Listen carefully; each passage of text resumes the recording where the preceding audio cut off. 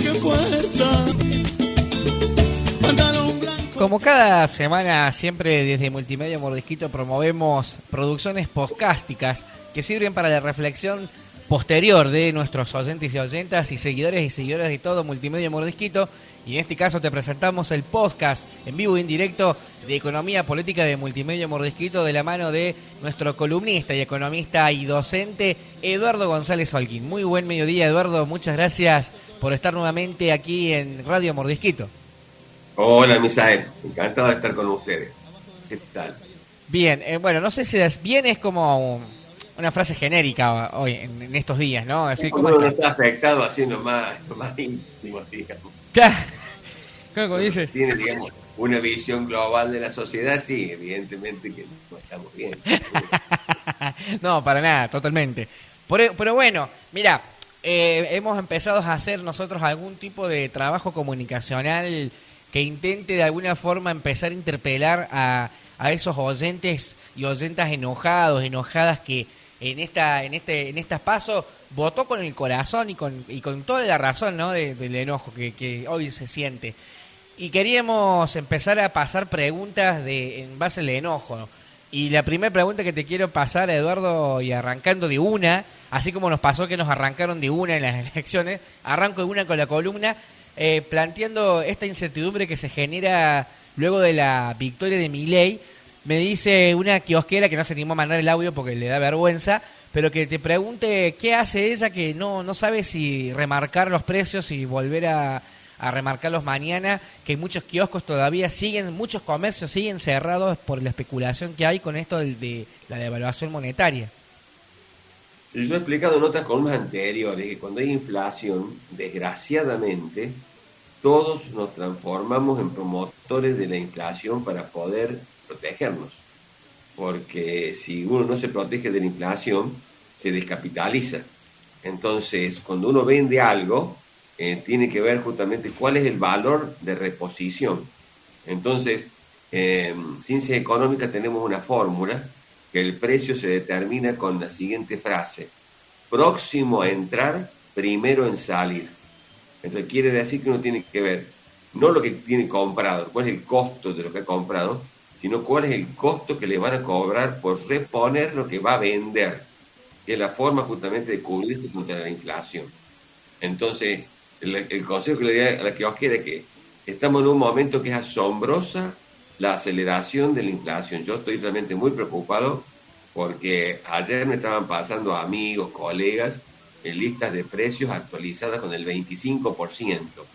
Es decir, como siempre, el abuso total, porque están como considerando que lo que están vendiendo, el 100% es importado y además le cargan un 3% más por las dudas. Tremendo. Entonces, bueno, y eso se empezó a dar ayer y hoy continúa justamente esa tendencia. Los datos que yo estoy recibiendo también es, digamos, actualización entre el 22 y el 25%. Así que yo creo que estamos en un momento muy difícil en que uno, digamos, que tiene comercio, para evitar la descapitalización, tiene que estar todos los días, preguntando cuál es el precio de reposición de lo que está por vender. Y en base a eso, ¿no es cierto?, cargarle lo que generalmente le carga para cubrir los gastos de funcionamiento y tener una tasa de ganancia razonable. Así que ese es el consejo que le daría a la kiosquera. Claro. Es una buena oportunidad, si no tiene adversión al riesgo y hace esto, no se va a descapitalizar y puede ganar clientes de los que sí tienen adversión al riesgo y han cerrado los negocios. Entonces va a captar, digamos, esa clientela. Bueno, después tenemos conversando con otro comerciante que, bueno, tiene un emprendimiento en zona de Ruta 20 gastronómico y que dice de que ya al otro día automáticamente se sintió la falta de insumos para incluso poder comprar y poder seguir vendiendo y manteniendo el emprendimiento, y dice que también bajó automáticamente la cantidad de llamadas que había para delivery. Y seguro, porque estamos en un incertidumbre muy grande, por un lado. El hecho de que haya precios, a muchos proveedores a su vez cierran. Entonces se corta la cadena de distribución. O sea, estamos en un problema muy serio. Porque, ¿qué sucede? El gobierno ha dicho algo que a mí me resulta poco creíble y calculo que a muchos también. El gobierno ha dicho que esta devaluación no se va a trasladar a precios porque los formadores de precios ya tienen un colchón muy grande, es decir, ya han venido aumentando por las dudas. Pero esto sería pedirle un cambio de comportamiento a los formadores de precios. Y yo vuelvo a insistir a lo que he dicho. Si el gobierno no se pone firme, no se pone serio, ha habido un cambio. Don Bolini salió, que era el ministro de Comercio Interior, y entró Mitchell, que viene de una muy buena gestión en aduana, que está haciendo funcionar la aduana como corresponde, realmente, digamos, pegándole, digamos, a todo lo que es el tráfico ilegal internacional. Pero bueno, si no se pone firme y pedirle de nuevo a alguien que ya se cansó de desoír, porque no tiene problema, ¿cuál es la experiencia que estamos viviendo? Firman los acuerdos de precio y el otro día ya lo están desconociendo. Y el gobierno no hace absolutamente nada frente al desconocimiento, no les pone multa, nada. Así que si no cambia de actitud el gobierno y realmente se pone firme y controla en serio los formadores de precios, porque más de una vez he dicho, son grupos económicos concentrados que son muy pocos, perfectamente, digamos, monitoreables. Bueno, me parece ahí que al contrario, los formadores de precios van a, digamos, a aprovechar la oportunidad que objetivamente tienen un aumento en el costo por la devaluación y van a aumentar más por las dudas. Entonces, creo que estamos en una situación difícil. Comprendo justamente a este comerciante que tiene delivery. Es muy probable que sus proveedores restrinjan justamente la provisión de mercadería y por lo tanto va a pasar una situación difícil. Digamos, hay que tener mucha muñeca. Y vuelvo a aconsejarle lo mismo que a la kiosquera. Tiene que tener mucho cuidado de no descapitalizarse. Digamos, en todas las experiencias de inflación alta, lo que nosotros vimos justamente fue eso. Al no hacer bien el cálculo económico de cuál es el valor de reposición de la mercadería, de corre el riesgo, digamos, de terminar descapitalizándose y quebrando. Bien, me pregunta, bueno, Patricia, que es la comerciante, ¿qué sería la descapitalización de lo que plantea? Claro, es cuando vos vendes por debajo del precio de reposición. Entonces, por ejemplo, tenés que vender, por ejemplo, 1 kilo de queso. Y el kilo de queso vos lo compraste, ¿no es cierto?, a 100. Le cargaste un 50%, lo vendiste a 150. Y cuando vas, digamos, a reponerlo, te encontrás que la reposición se sale 170. Entonces vos no alcanzás a comprar el kilo de queso que tenías antes. Entonces, al no poder comprar ese kilo de queso que tenías antes, directamente has perdido capital. Quiere decir, cada vez tenés menos elementos para vender. Por eso se te va, digamos, achicando el capital. Con lo que vas vendiendo, no podés reponer la misma cantidad de lo que habías vendido. Al estar comprando menos cantidad, en realidad estás teniendo cada vez menos capital. El tener menos capital es lo que ya técnicamente se llama descapitalización. Bueno, Joel de Barrio Ascó está hablando también de que dice de que, bueno, se vienen, que ya le aumentaron el Netflix, por ejemplo, y que ya le aumentaron las plataformas que están utilizando, ¿viste? Estas que son Spotify. Y son dólares, claro, son dólares. Sí. Claro, entonces, y abajo con un comentario, obviamente porque sabemos, yo lo conozco, a esta persona que me está escuchando es un vecino, amigo, sé que también es un comentario tendencioso porque su voto ya ha sido tendencioso siempre y ha sido anti, pero que plantea de que el aumento del dólar lo hicieron ustedes para hacerle daño a los argentinos, para castigarlo por haber votado Milei. Pero a mí cuando me dicen esas cosas, yo les pregunto, ¿dónde viven? Fue una exigencia del Fondo Monetario. O sea, el Fondo Monetario le exigió dos cosas al gobierno. Porque vamos un poquito más atrás. Nosotros tenemos un problema, nosotros una deuda impagable, nosotros que desgraciadamente, como más de una vez lo he dicho, el gobierno actual, digamos, impagable que la contrajo Macri. El gobierno actual, desgraciadamente, en contra de lo que yo opino, la convalida. Y para poder pagarla, cada cuota que pagamos, la pagamos con un nuevo crédito. Tuvimos un vencimiento de un crédito el 31 de julio. El 31 de julio fue bastante publicitado, ha sido comentado en la prensa, en la televisión, en la radio, horas y horas hablando justamente de este vencimiento del 31 de julio. El gobierno argentino no pudo cumplir las metas por la sequía. Entonces se presentó al Fondo Monetario diciendo, no cumplimos las metas, perdimos lo que llaman los waivers, perdón, que tuvimos la serie. Bueno, ¿qué pasa? El gobierno, digamos, le otorgan, digamos, ese perdón, pero todavía falta la aprobación del directorio. Si la parte sí, el directorio se lo tiene que aprobar. Bueno, o sea que decimos, ¿qué le dice? Le van a dar, pero es una aprobación condicionada a la devaluación del peso, que viene, hace rato que viene el Fondo Monetario pidiendo la devaluación del peso, por eso me llama la pregunta, hace rato, hasta el argentino más desinformado sabe, el Fondo Monetario viene diciendo justamente que no está de acuerdo con la diferencia que hay entre el dólar marginal o dólar ilegal y el dólar oficial, le pide la devaluación del peso y además que la tasa de interés sea positiva, esté por arriba de la inflación. ¿El gobierno qué hace? Estira esa decisión hasta las PASO, estira la posición.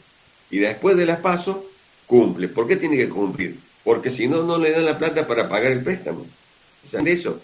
O sea, es una extorsión del Fondo Monetario. El Fondo Monetario, por eso no es el gobierno, el Fondo Monetario lo obliga al gobierno a devaluar, ¿no es cierto? Y a aumentar la tasa de interés.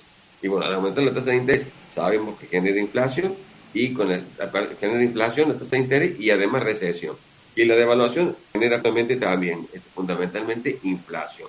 Venimos diciendo que, a su vez, que los requerimientos del Fondo Monetario son inflacionarios. ¿Qué digo yo ahora como analista económico y político? El Fondo Monetario no puede desconocer que una devaluación, ¿no es cierto?, genera inflación y que un aumento de la tasa de interés genera también inflación más recesión. Entonces yo me pregunto, ¿no estará de nuevo el Fondo Monetario como hizo con Macri, tratando de favorecer a la oposición? Porque justamente lo obliga el gobierno a hacer algo que de antemano sabe que va a desatar justamente más inflación y que va a su vez a hacer algo más peligroso, que es que caiga justamente la economía argentina en recesión, cuando está justamente al borde de una elección. O sea, a mí me pareció una cuestión bastante tendenciosa, porque perfectamente, si viene esperando de hace más de un año, el Fondo Monetario viene esperando que el gobierno devalúe, y no hace, digamos, hincapié en esto, justamente ahora que estamos al frente de la elección, lo aprieta el gobierno para que devalúe y aumente la tasa de interés, y no le libera la plata necesaria para poder pagar el préstamo, la cuota. Entonces, a mí me parece que de nuevo el Fondo Monetario, yo le diría eso, el Fondo Monetario, de nuevo, ya tenemos una evidencia empírica, cuando fue con Macri, cuando desoyó los propios estatutos del Fondo Monetario, está haciendo algo para favorecer a la oposición. Bueno, Eduardo, eso, mira, contundente la explicación. Obviamente sos profesor, así que tenés que ir, incluso con el respeto de algunos libertarios que están escribiendo en este momento con algunos insultos, desburrarlos. Tengo un mensaje, de gente que está organizando el Día del Niño, Eduardo, para Día de las Infancias se dice ahora, hay que empezar también a construir nuevo sentido de las palabras. En base a esto, hay una preocupación porque no saben si va a repercutir a alguna gente que quiere comprar de regalito a los hijos o a estas personas, digamos, y los propios comerciantes también preocupados de que si va a impactar esta escalada del dólar en los precios de los juguetes para este sábado, domingo en especial. Seguramente, porque la mayoría de los juguetes son importados, seguramente. Consejo de economistas, compre hoy porque mañana va a estar más caro. Claro, no hay otra. Claro. Sí, no. Preparémonos, porque además estaba mirando el dólar hoy, hace 9 minutos. Yo tengo una página que me actualizan permanentemente el precio del dólar blue, ¿no? Recién acabo de verlo. Está a 783 pesos en Córdoba el dólar. Ya se fue a 783, claro. De nuevo. Te digo, cuando aparece la incertidumbre, todo el que puede aumentar, aumenta. O sea, esa es la situación. Y bueno, y los que no tenemos la capacidad de ser formadores de precios, tenemos la hora, por mañana lo más caro. Entonces, ojo, eso es porque el acuerdo de precios que largó el gobierno es una expresión de deseo que dijo, queremos que los precios no aumenten más del 5%. pero las cámaras empresariales nos dijeron que sí.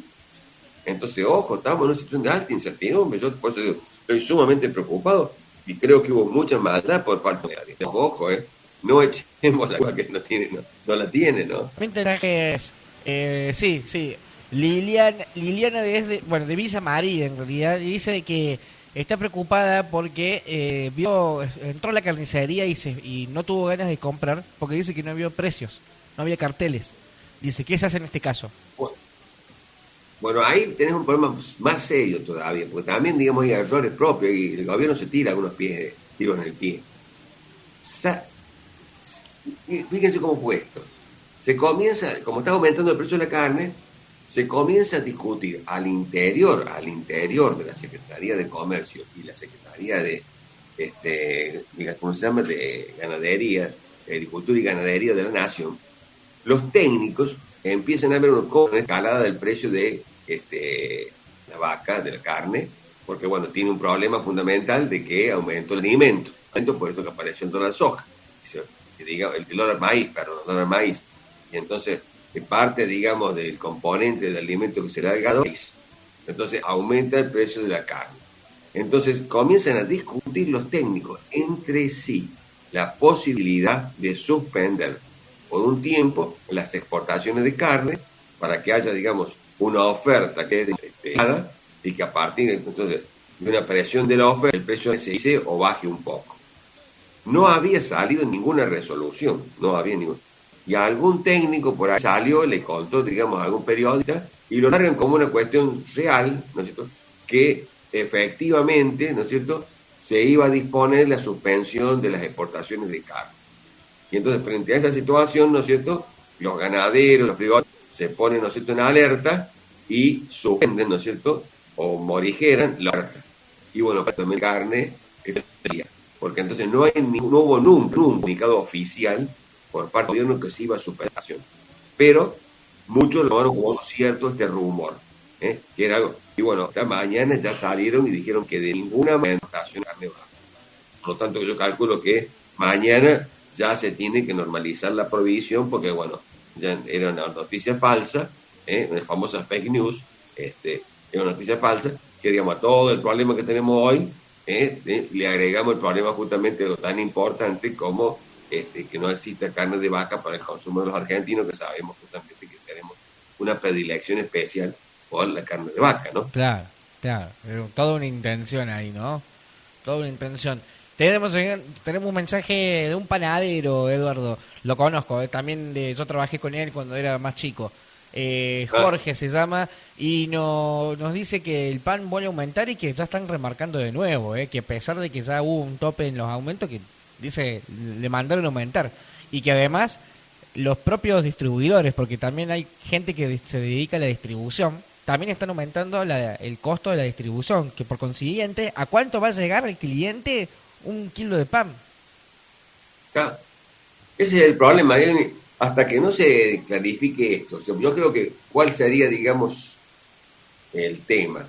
Habría que ver, ¿no es cierto?, si los formadores de precios llegan a algún tipo de acuerdo con el gobierno, porque hasta ahora fue ese anuncio del 5%, pero los formadores de precios no dijeron ni sí ni no dijeron nada.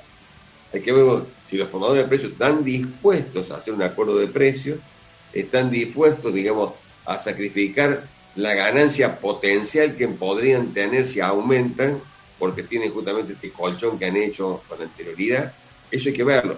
Si se da, digamos, que se logra un acuerdo y que, bueno, los formadores de precios sí está bien, dicen, vamos a aumentar nada más que un 5%, o a lo mejor no dicen 5% y te dicen un 6%, o se llega por lo menos a un número de aumento de acá, digamos, a las elecciones.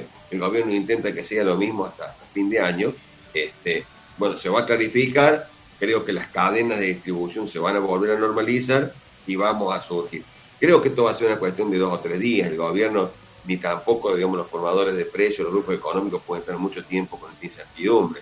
Los dos lados, las dos partes tienen ganas justamente de lograr justamente normalizar el flujo, digamos, de mercaderías. Entonces me parece que en 2 o 3 días esto, digamos, se va a normalizar. Pero bueno, son 2 o 3 días de alta incertidumbre. Y lo malo, que hay, digamos, una especie como de ley, que se llama inflexibilidad de los precios a la baja. ¿Eh? Un economista, Wagner, se llama la ley de Wagner. Entonces, justamente, que no es el compositor, desgraciadamente. Y entonces, desgraciadamente, una vez que aumenta, aunque después se provoca uno baja en los costos, no baja. Es como visto siempre nosotros, por ejemplo, en el precio de nafta, que aumenta cuando aumenta el precio del barril de petróleo, pero cuando baja el precio del barril de petróleo, la nafta no baja, ¿no es cierto? Bueno, acá pasa lo mismo con todo. Entonces, desgraciadamente, estabilidad, se va a lograr una estabilidad en este nuevo escalón más alto de precios, ¿no es cierto? Y después, ojo, que hay otro problemita más, ahora que estoy pensando, me estoy acordando, que viene también un aumento de suma fija para las categorías más bajas, ¿eh? Y bueno, eso también va a impactar en los costos, y bueno, vamos a ver también qué es lo que hacen los empresarios, si lo trasladan, porque entonces realmente no sería, digamos, un beneficio muy grande para los trabajadores, porque rápidamente le licuarían ese aumento con un aumento de costo, ¿no es cierto? O sea, está muy volátil esto, está muy volátil. Eduardo, pregunta personal. ¿Qué generó? Tengo dólares, ¿qué hago? ¿Me querés decir? ¿Qué? No. No, quiero hacer la pregunta. ¿No sos de los ganadores, entonces? No, esta es la pregunta. No, digo, esta es mi pregunta. Esta es mi pregunta personal. Por eso digo, pregunta personal. Ahora, esta es la mía. Porque me he quedado con cierta incertidumbre. ¿Quién generó? ¿Cuál fue la causa que generó todo este zumbido en el mercado? ¿Que haya perdido Juntos por el Cambio o que haya ganado Milei? ¿Qué le generó la desconfianza al mercado?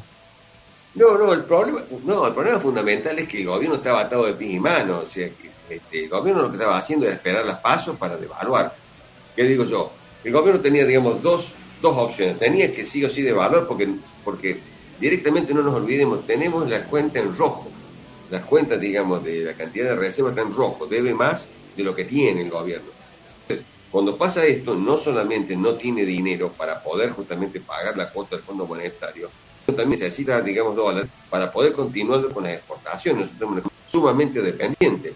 Si no tenemos las importaciones, no podemos producir. Por ejemplo, automóvil que tiene 80% de las partes y componentes importados. Pero si no hay plata justamente para comprar los elementos para la importación, la industria se para. Entonces el gobierno está en una encerrona. El Fondo Monetario ha dicho, tenés que devaluar y tenés que aumentar la tasa de interés.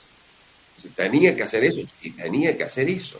Entonces la opción que tenía el gobierno era, o lo hacía en forma, digamos,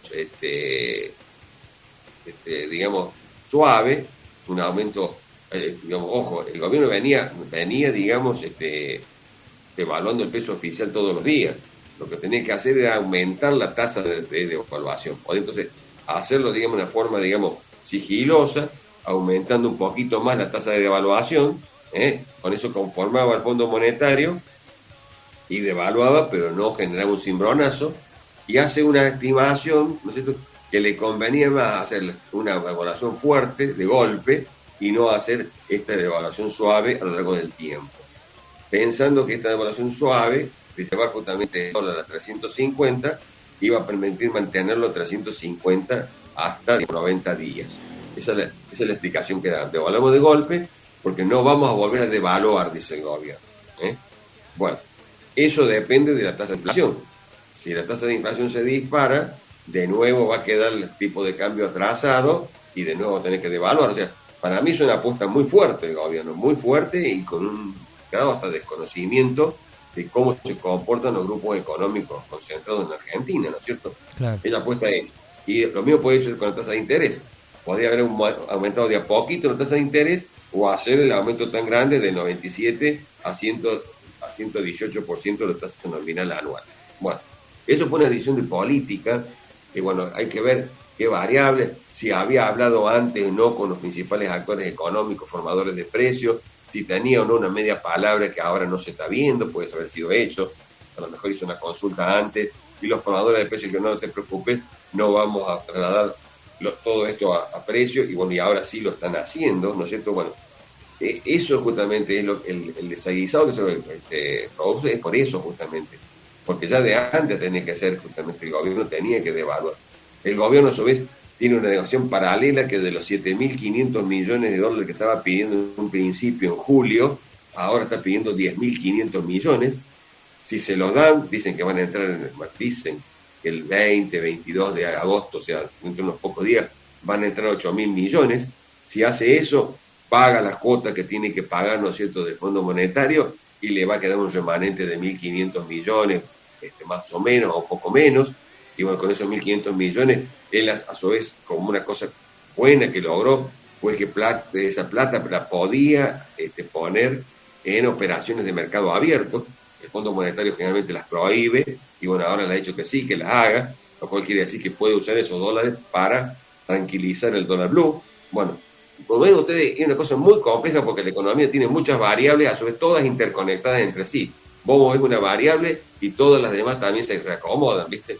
Entonces, está en ese intríngulis. Entonces, tienen la incertidumbre si le va a llegar la plata entre el 21, 20, 21, 22 de este mes.